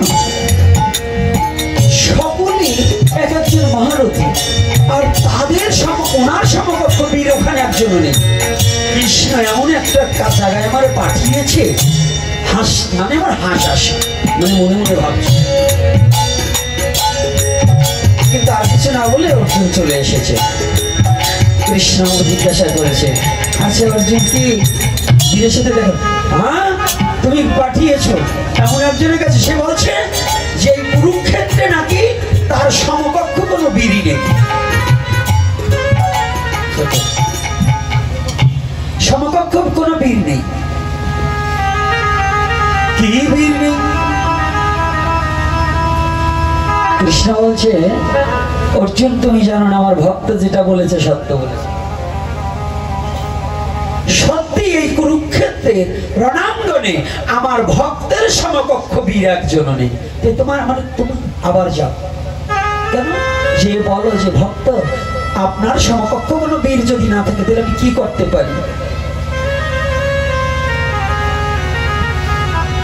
অর্জুন আবার গিয়েছে, প্রণাম করেছে। কি অর্জুন আবার বলছে? বলুন বীর, আমার এই যুদ্ধে আপনার সমকক্ষ কোনো বীর নেই, আমি এবার যুদ্ধে কি করতে পারি? হনুমান কত সময় থেকে থেকে এই বাম পাশের দিকে ওনার এই উরুর মানে পিছনের এক গোছা লোম উঠে অর্জুনের হাতে দেশে নিয়ে যাও। যখন হাতে দেশে অর্জুন মানে পা হাত ধরছে, ডাইন হাতেও ধরে নেই, বামের লোম। কথাটা বুঝলেন? নেই আমাদের মধ্যে কিছু শিক্ষিত দাদা আছে, ওরা ভাবে আমরা যা শাস্ত্র জানি আর কেউ জানেন। একজন ভক্ত যদি আলোচনা করে ভাবে জানি তুইছি এরকম আছে কি নাই? আমিও জানি ও কি বলবে, আমি পড়িয়ে তুইছি। মানে উনি এমন জানো আর ওই বসে রয়েছে, ভক্তির লেশ মাত্র নাই। অর্জুন কৃষ্ণের কাছে থাকলে কি হবে? ওর তো ভক্তি নাই, এই জন্য ভক্তের তত্ত্ব অবগত নেই। ভক্তকে চিনতে হলে নিজের ভক্ত হতে হবে। দেখুন ভক্ত কিভাবে, এই যে হাজার লোক আসছেন এখানে কত ভক্ত জানেন? এমনও ব্যক্তি আছে দূরে দাঁড়িয়ে আছে, কিন্তু সে তার গুরু গোবিন্দকে স্মরণ করে দুটি চোখের জলে ভেসে যাচ্ছে। আবার এমনও ব্যক্তি আছে এখানে বসে আছে, হাসছে, লোকের সাথে কথা বলছে, কারণ ওর মনটাই হরি কথার মধ্যে ডুবিয়ে দেয়। তদ্রূপ অর্জুন ভগবানের কাছে থাকলে কি হবে? অর্জুনের মধ্যে ভক্তি রাজ্যটা হারিয়ে গেছে, নাই তা বলবো না, একটু হারিয়ে গেছে, আবার ফিরে গেলেই হবে। যেমন আমাদের মধ্যে গ্রামের লোকে যদি একজন ভালো ভক্ত, একটা ছেলে অল্প বয়স মনে করেন, এই আমার জয় যদি পাঠ করতে বসে, ওর গ্রামের লোক বলবে কিরা পাঠ করে, ও কি বলবে, ও তো সেই দিনকে ছিল, ওর বাবারও আমি চিনি, এরকম বলে না? কিন্তু ওর বাবার এসে নর এতেছে না, কারণ বাবার যা ছেলের তার চেয়ে বেশি। নন্দ মহারাজকে চেনছে কার জন্য? কৃষ্ণের জন্য। বাবাকে চেনে কার জন্য? ছেলের জন্য। তাহলে বাবার তা ছেলে বড় না বাবা বড়? হয় আয় পন্ডিত কথা বললো, বাবা বড় না ছেলে বড়? আয় বড় কে? মা বড় না ছেলে বড়?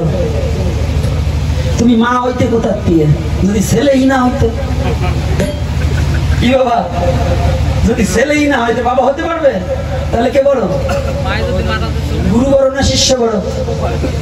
কারণ শিষ্য বড়। যদি শিষ্যই না হতে তুমি গুরু হইতে কি করে? তাহলে বড় কোন কে? ছোটটাই আগে বড় হয়। রাধে রাধে। এজন্য ছোট বলে কাউকে অবহেলা করা যাবে না। একজন বাচ্চার কাছ থেকে হরিকথা সাধন করে ভক্তির পথে এগোনো, এটাই মানব জীবনের পরিপূর্ণতা। একজন বালকের কাছে হরিকথা সাধন করতে হয়। গোপাল গুরুর কাছে মহাপ্রভু হরিকথা শোনেনি, হ্যাঁ, তাকে গুরু হিসেবে মেনে নেয়নি। এজন্য ছোটকে বড়কে এটা দেখার প্রয়োজন না, আগে দেখতে হবে তার ভক্তি আছে কিনা, সে হরি কথা বলে কিনা, সে কি তার মানে নিজেকে প্রকাশ করে কিনা। নিজেকে প্রকাশের কিছু নাই, সে ভগবানকে প্রচার করবে। নিজের স্বধর্মকে রক্ষা করার জন্য যিনি বিশ্বজগতে এগিয়ে আসবে, সে ছোট হলেও আমার কাছে প্রণাম্য। তাই আজকে অর্জুন তো বুঝতে পারে ওখানে কি অর্জুন ওই বাম হাত দিয়ে লোমটা ধরিয়ে বলে, আবার যদি কৃষ্ণ চায় তবে কি দেবা? কি আমাদের মধ্যে আছে কিনা?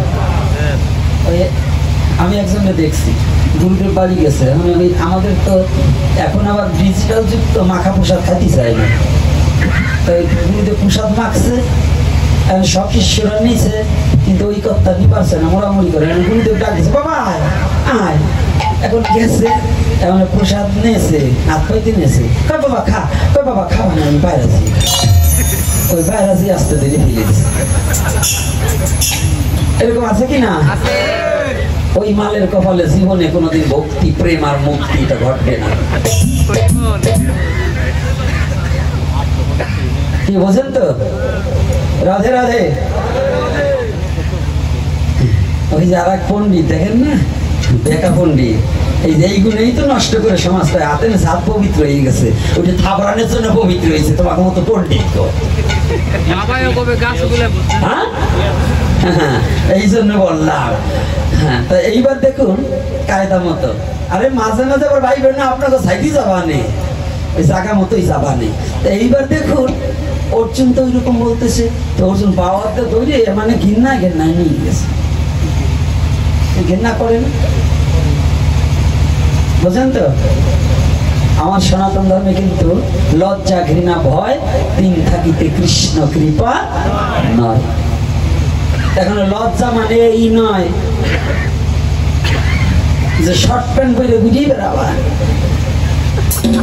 এই নয়। মশারিতে না পরে ঘুরিয়ে বেড়াবা, এই নয়। লজ্জা নিবারণ মানে কি? লজ্জা মানে কি বলছে? কোন লজ্জা? তুমি এই লজ্জাটা করো না যে সাধু সঙ্গে আমি যাব না, আমার ওখানে গেলে কেমন লাগবে। এই লজ্জাটাকে পরিত্যাগ করে তুমি সাধু সঙ্গে যাও। ঘৃণাটাকে পরিত্যাগ করো। কোন ঘৃণা? সেটা তোমাকে এমন কোন ঘৃণায় বেরেনের প্রসাদ যদি প্রসাদ হয়, যদি সে কৃষ্ণ নিবেদিত প্রসাদ হয়, তাহা যেন ট্রেনে পড়লেও যেন তাহা তুলে খেতে পারো, তার প্রতি যেন কোনো মতে ঘৃণার সৃষ্টি না হয়। এইটাকে পড়তে করো। ভয় কিসের ভয়? আজকে যারা ভয়ে, সনাতন ধর্মে তোমাকে বলছে তুমি ভয় করো না। যে মৃত্যুর জন্য তুমি ভয় করছো, ঘরে বসে থাকলেও তোমার মৃত্যু হবে, 4 তলার উপরে থাকলেও মৃত্যু হবে, 10 তলায় থাকলেও মৃত্যু হবে, এসি রুমে থাকলেও মৃত্যু হবে, আর গাছতলায় থাকলেও মৃত্যু হবে। তবে তুমি মৃত্যুর ভয়কে উপেক্ষা করে তুমি সত্যের সন্ধানে বেরিয়ে পড়ো, একমাত্র সাধুগুরু বৈষ্ণবের সঙ্গ করো, তবেই যদি জীবন উন্নতি হয়। কথাটা কি বোঝা যাচ্ছে? রাধে রাধে। কিন্তু লজ্জা ঘৃণা ভয় এই না যে ঘৃণা ত্যাগ করবার বলছে আমি মদের বোতল নিই, এগুলো নাই। লজ্জা পরিত্যাগ করবার বলছে বলে তুমি একেবারে অর্ধনগ্ন হয়ে বাজার ঘাটে যাবার জন্য নয়। কি রাগ করছেন নাকি আমার কথায়? কি আপনারা ভয় পান নাকি? নাকি মৌন থাকা মানে কি আপনারাও কেউ দলে যাবার চান নাকি? যাবার না চাইলে প্রতিবাদী হতে হবে। সনাতন ধর্ম কি? অন্যায়ের বিরুদ্ধে ক্ষত্রিয় ধর্ম। সনাতন ধর্মে ক্ষত্রিয়র জন্ম হয়েছে কেন? অন্যায়ের প্রতিবাদ করার জন্য। রাধে রাধে। আমরা অন্যায়কে কখনো আশ্রয় দেব না। এখন তো না কইলে শীত ইয়ে পড়বা না, মনে এসে একজন তো বলতে একজনের ভয় তুই মুই দিতে পারে।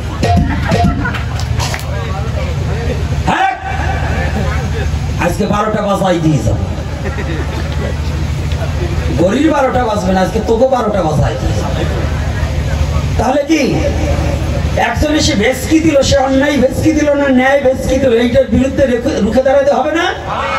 কি হবে কি না? তাহলে এইটা কি একা একা পারবা? সঙ্গবদ্ধ হতে হবে। সঙ্গবদ্ধ হয়ে নিজের স্বধর্মকে ভালোবেসে আমার ধর্মকে হেয়পূর্ণ করার জন্য যদি কোনো রাজা আসে, তার বিরুদ্ধে লাঠি নিয়ে দাঁড়িয়ে যাও, যার যা আছে তাই নিয়ে দাঁড়িয়ে যাও। কারণ আমার স্বধর্ম আমি নিঃস্বাধীন ভাবে প্রতিপালন করব। আমার ধর্মকে বাধা দেওয়ার মতো যোগ্যতা এই পৃথিবীর কারণ। আমি যদি অন্যায় করি সেজন্য আমার শাস্তি ভোগ করতে হবে। যে অন্যায় করবে তার শাস্তি ভোগ করা বাধ্যতামূলক। আর কোন ধর্মকেই কেউ বাধা দেওয়া ধর্ম নয়। এইবার কি হচ্ছে না বলে পারছি না, ওরা আবার এই যে খুশি লাগাই দিচ্ছে 12টা বাজিয়ে গেছে। 12টা কি বাজাই দেবো? আস্তে। এইবার কি করছে? অর্জুন যখন বাহাত দিয়ে নিয়ে এসেছে, কৃষ্ণ জিজ্ঞাসা করছে কি হে অর্জুন খবর কি? কৃষ্ণ তুমি যার কাছে পাঠাইছো আসলে বানর। বানর বলছে কেন? আমি যখন জিজ্ঞাসা করছি আমার করণীয় কি, এই বাম উরু থেকে পিছন থেকে এক কোষা লোম উঠিয়ে আমার হাতে দিয়েছে। নাও অর্জুন, ঔষধ যে আনছো এটা খেতে হবে কিভাবে, এটা কি শুনছো না? কবিরাজের কাছে গেছো। এই যে সনাতনীরা আজকে একটা বিশাল তত্ত্ব পাবে, অনেক জানে না, সেইটা আজকে উদ্ঘাটন করে দিয়ে যাবো। অনেকে জানে, আমাদের যুব সমাজ অনেকেই জানে না। কারণ কি? এই কারণটা আজকে থেকে জানতে পারবে। এই জন্য বলছি, কৃষ্ণ বলছে তুমি যে নিয়ে আসলা তো এইটা কি করবা, এটা যাই নিয়ে আসবে না? অর্জুন মনে মনে চিন্তা করে কৃষ্ণের কাছে না জিজ্ঞাসা করাই ভালো ছিল। জিজ্ঞাসা করি এখন খালি বারে বারে আমার এত কষ্ট সয়। এই আমাদের মধ্যে কিছু যুবক পোলাপান আছে, তারা পাইছো না, কিছু যুবক পোলাপান আছে যদি সাধু সঙ্গের কথা বলেন, আমি কয়েকটা জিনিস লক্ষ্য করছি। এই সাধু সঙ্গের কথা বললে যদি একটু কাজে ধরে না, ওরা কত ভাবে ফাঁকি দেবে ওই জায়গা যাওয়ার চাই। কষ্ট হয়ে গেছে, অমুক হয়েছে তমুক হয়েছে, এই জন্য যত এড়াইয়ে চলতে পারে। অর্জুনও ভাবতেছে আমি না জিজ্ঞাসা করে ভালো ছিল। তো যখন আমি জিজ্ঞাসা করছি তাই যাই, আবার গেছে বীরবর, আপনি যে বস্তু দিয়েছেন এইটা কি করব, আর এইটার গুণ কি? কি বাবা ওষুধ দিয়েছে, প্যারাসিটামলে কি কি রোগ সারবে, এইটা হবে না? এখন যদি আমি আমার ওই জ্বর, যদি এখন ওই বাতের ব্যাপার ওষুধ দেয়, জ্বর সারবে? এখন এই ওষুধের গুণ কি জানতে হবে। বলছে অর্জুন, আমি তোমাকে যে বস্তুটা দিচ্ছি এটার গুণ আগে শোনো, আর এটা কি করবা আগে শোনো, তারপরে তুমি নিয়ে যাও। বলছে কি? বলছে এইটা নিয়ে তুমি আর আমার ভগবান কৃষ্ণ যে রথে থাকবে, ভগবান যে রথের পরিচালক হয়ে রথ পরিচালনা করবে, তুমি সেই রথের যোদ্ধা হয়ে যে রথে বসে যুদ্ধ করবে, ওই রথের একেবারে সর্বচূড়ার উপরে এই লোমগুচ্ছ বেঁধে রাখবে। তারপরে বলছে প্রতিদিন তুমি এই রক্ষণা পরিচালনা করে যদি এই কুরুক্ষেত্রের মাঠে ঘুরলা দাও, যদি ওই আমার এই লোমগুচ্ছর সিলিক দেয়, মানে ঝলক দেবে, এই ঝলকে এক এক অক্ষয় নিঃসন্ন মরে যাবে। শুনছে কথা? এই অর্জুনের বিশ্বাস হয়, এই অর্জুনের বিশ্বাস হয়। অর্জুন তারপরে বলছে সাবধান, এইটা রাখবা তুমি যে রথে থাকবা ওই রথের ধ্বজায়। যখনই বলছে ওই ওই ধ্বজায়, ওই ধ্বজার কথা যখন বলেছে না, অর্জুন নিয়ে গেছে। কৃষ্ণ জিজ্ঞাসা করেছে অর্জুন কি হলো, কি বলেছে? কৃষ্ণ বলেছে তুমি আর আমি যে রথে থাকবো ওই রথের সবার উপরে ধ্বজায় এই লোমগুচ্ছ বাঁধা থাকবে, আর এই গুণ নাকি এই। অমনি কৃষ্ণ রথ থেকে নেমে অর্জুনকে জড়িয়ে ধরেছে। অর্জুন, আজ আমি নিশ্চিন্ত হলাম যে এই যুদ্ধে তোমার জয় হবে, এই যুদ্ধে তোমার প্রাণ রক্ষা পাবে। আমি এতদিন চিন্তিত ছিলাম তোমাকে রক্ষা করতে, আমি কৃষ্ণ পারতাম না।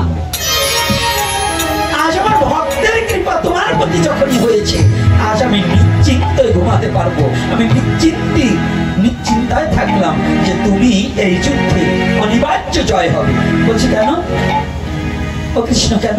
বলছে আমার ভক্তের কথা তুমি জানো না অর্জুন, আমার ভক্ত যেটা বলেছে এটা চিরন্তন সত্য। তবে শোনো অর্জুন, তুমি আগে এই লোমগুচ্ছকে একটু দণ্ডবধ করে যাও, ওই ধ্বজায় বেঁধে আসো। এই রথের নাম আজ থেকে হবে কপিধ্বজ। শ্রীকৃষ্ণের রথে অর্জুনের রথের নাম কি? এই অর্জুনের রথের নাম কি? কপিধ্বজ। কেন কপিধ্বজ হলো? কেন কপিধ্বজ হলো? এই যে তার মূল আলোচনাটা, যে কপিধ্বজ রথ কেন হলো তার নাম। এই জন্য ভগবান কৃষ্ণ অর্জুনকে নির্দেশ দিলেন, যাও অর্জুন, তোমার আজ থেকে ভক্তের কৃপা হয়ে গেছে, তুমি আর ভয় পেও না, এই যুদ্ধে তোমার অনিবার্য জয় হবে। তবে আমাদেরও ভক্তের কৃপা ভিন্ন, কখনো ভগবানের কৃপা পাওয়া সম্ভব নয়। তাই শুধু ভক্তজন পিছনে একটু চলে যাও, একটু যাও আস্তে। আমি একটা কথা বলি, আমাদের অঞ্চলে কিন্তু নিয়ম আছে, আপনার দেবেন না তা বসে থাকতেন। ভিক্ষায় উঠলে যেন কেউ একজন উঠবে না, তাইলে বুঝবো ভিক্ষা দেওয়ার বইতে হাঁটা আছে। একেবারে পিছন থেকে যাও, পিছন থেকে নিয়ে আনো। আর বাবারা মায়েরা কত টাকা তো কতভাবে নষ্ট হয়ে যায়। কৃপা করে কিছু ভক্ত ভগবানের সেবার নিমিত্তে এবং দক্ষিণা স্বরূপে দিতে হয়। ভাগবত শ্রবণ করলে দক্ষিণা দিতে হয়, যার যেমন সমর্থ সেই অনুপাতে দেবে। তাই কৃপা করে যাচ্ছে, আপনারা একটু ভিক্ষা দেবেন। জয় নিতাই, জয় গৌর হরি বল। অর্জুনকে ভগবান কৃষ্ণ তখন বুকে জড়াইয়া বলছে, শোনো অর্জুন, তোমার গেল বিপদ এড়াইয়া।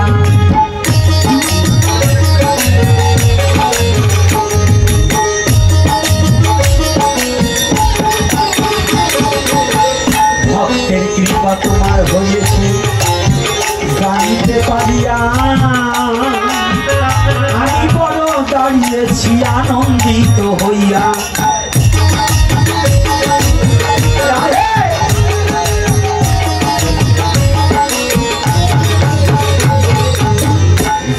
যারা একাদশী না করিয়াছে তারা তারা ধৈর্য ধরে বসিয়া থাকবেন। তাদের জন্য প্রসাদের ব্যবস্থা যে আছে, প্রসাদ না পেয়ে যাবেন না, অনুরোধ আপনাদেরও কাছে।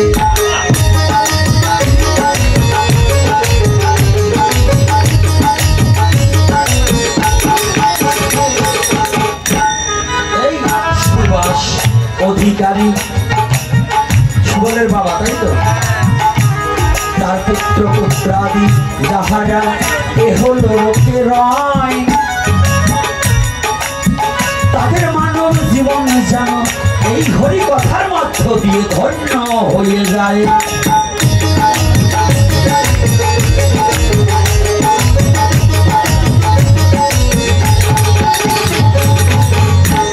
তাই অর্জুন ভগবান কৃষ্ণ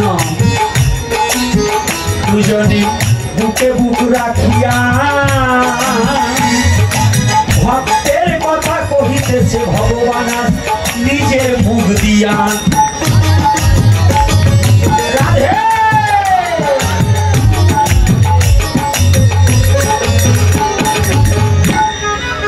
শোনো অর্জুন, আমি যে তোমাদের জানাই ভক্তের দ্বারা ভিন্ন এ জগতে মুক্তির উপায় নাই।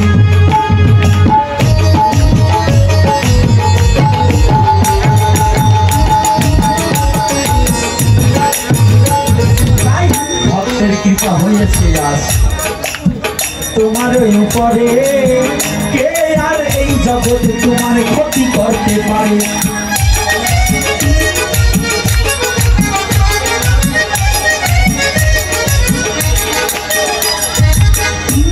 তাই সবাইকে বলি আমি, সবারে জানাতে চাই, সবাই যেন ভক্তের কৃপা বেশি বেশি পাই।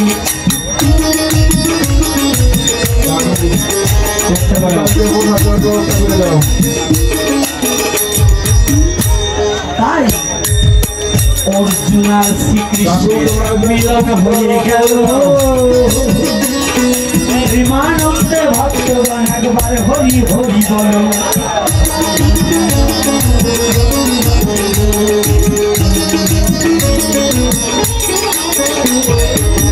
এইবারেতে আমার ছেলেরা গাইবে একটা গান, গান গাইয়ে সবাই সবাই